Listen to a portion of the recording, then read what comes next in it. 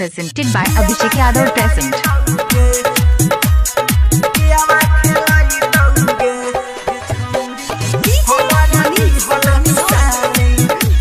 Abhishek Yadav present Marwa Packer. गे छौरी हमरे दिहल निशानी तोहर पियावा खेलई तौगे गे छौरी हमरे दिहल निशानी तोहर पियावा खेलई तौगे गोदी में पियावा खेलई तौगे गोदी में पियावा खेलई तौगे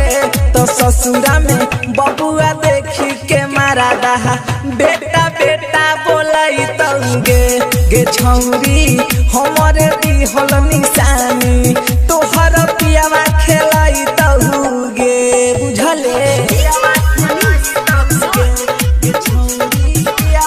Abhishek Yadav present Marwa Packer.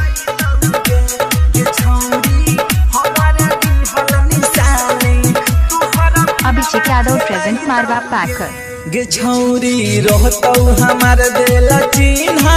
रखी है साथी के सब दिन सीना गे छौरी साथी के सब दिन सीना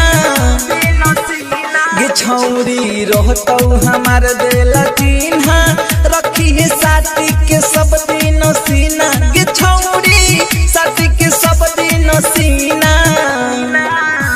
त ससुरा में फोन करबौगे छौरी तू मिले लाई हे गे छौरी हमरे दिहल निशानी तोहर पियावा खेलई तौगे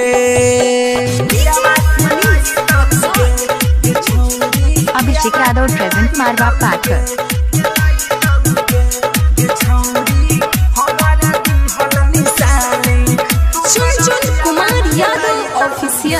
त पूरा कदी मनवा के सारा धा उड़ाई देबौ जवानी के गर्दा गे छौरी उड़ा देबौ जवानी के गर्दा तयंसु दीवाना पूरा देतौ सारा धा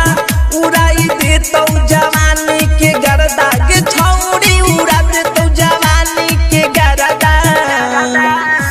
गे छौरी सनी के दिहल खेलावाना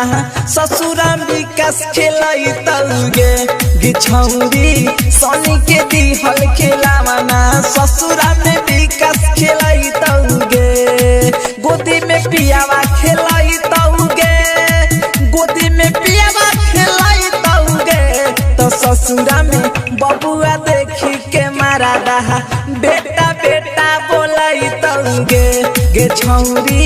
हमरे दिहल निशानी तोहर पियावा खेलई तौगे Abhishek Yadav present Marwa